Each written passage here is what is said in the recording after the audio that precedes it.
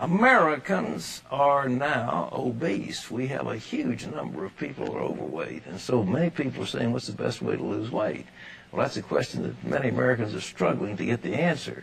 Our next guest says he found a surefire path to a wellness revolution. Vitamins, health food, exercise, fitness clubs. Despite this growing trend, only a small percentage of Americans really understand what it takes to stay healthy.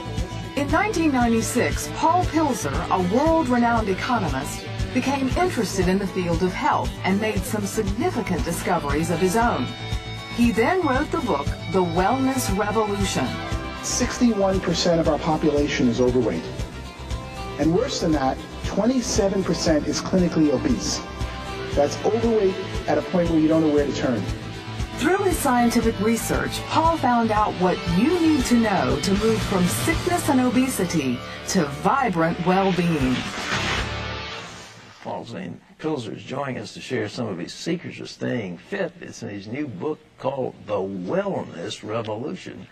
And there he is looking like Yul Brynner on the cover, just ready to start in The King and I. Paul, it's good to have you with us. It's great to be here. You are trained as an economist, an economic advisor on a couple of presidential administrations. What got you into wellness, fitness? Well, the same reason I became an economist. Growing up as a child of immigrants in the 1950s in Brooklyn, everyone wanted to know about economic issues. Although my education geared me towards science, I ended up going to Wharton and becoming a professor of economics because my family, my father, his uncles, that's what they wanted information about. They wanted to know how to make a living.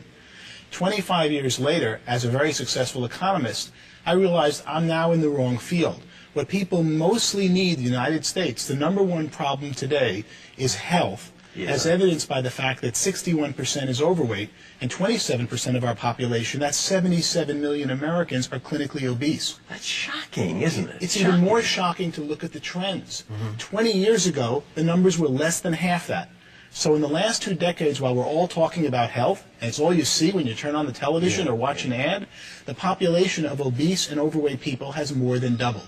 That set me on a research quest to say, why is this happening? What did you discover? What I discovered was it was really an economic problem, not a scientific or biology problem. All right. In effect, we have a $1 trillion food industry in the United States. We pay farmers $40 million to produce food, but $940 billion, but $960 billion is paid to packaged food companies and fast food companies. The food companies in America today are primarily owned by the tobacco companies, and they make addictive processed foods. They study every one of their existing customers and say, how can I get them to consume more? The fast food restaurants know that if you're overweight, you consume 50% more at the cash register and only take up roughly the same amount of space. Wait a minute. If you're overweight, you consume 50% more by Absolutely, and you see it by portions of what people eat. So they study American consumers like rats in a laboratory. You have a favorite Christian singer, and all of a sudden you feel good about a certain addictive fast food. Guess who sang the commercial that's in the back of your mind when you go to buy it at the checkout counter? They study Americans like rats to increase consumption of their food products, and in doing so have more than doubled obesity and overweight in the United States. This is unbelievable, because we have a health problem that's crowding $1.5 trillion. It's run away, and obesity is one of the major causative factors: heart disease, high blood pressure, so on. Everything, and really most of our medical problems today that are non-pediatric or non-geriatric stem from being overweight and obese. So as I studied it, I realized that the answer was an economic problem had caused being overweight and obese. As I studied it, I saw America ready for a revolution, a wellness revolution, and that there was a new industry emerging called a wellness industry. We spend $1.5 trillion on medicine, which is really the sickness industry. That's right. It's not really health, it's about when you get sick, they treat the symptoms of your disease. We currently spend, and that's what amazed me the most, $200 billion on wellness, fitness clubs, healthy foods, vitamins and supplements. Most of that didn't exist. When I ran the numbers, I could see that the $200 billion wellness industry, which is primarily today upper-class baby boomers who are consuming them. First thing someone does when they make money is try to get healthy. Oh, yeah. And they get out of the diet and kind of medical care most of us get, and they start getting healthier. And that this $200 billion I projected would grow to a $1 trillion wellness industry by 2010. Well, look, are we finding ourselves, on the one hand, we're gorging on trans fatty acids and greasy hamburgers and greasy fries and carcinogenic products. On the other hand, we're out puffing away on treadmills and lifting weights. I mean, are the same people doing these things, or is it a totally different class of people? It is really different people. And so many people who do get on the treadmills are not getting the right information. The problem is that the food industry controls, in effect, our television. Look at most commercials today for television shows are food companies. Sure. And they try to get their consumers to eat more and more of their existing foods. As the food industry focuses on those who are overweight, they make them more and more overweight. And then when someone says, I want to lose weight, I want to get healthy, they get misinformation out there because they've got this industry that controls our media that is constantly saying, how do I get you to eat more food? What should people do to lose weight? What are the tips?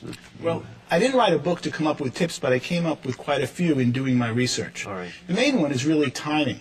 From the time you're hungry, if you start eating food, your stomach doesn't tell your brain that you've now sated and had enough food until 15 minutes have passed. So you can see why fast food restaurants are so deadly, because you go in there hungry and you keep eating and eating and eating in less than 15 minutes, but it isn't until 15 minutes that your body knows you've had enough.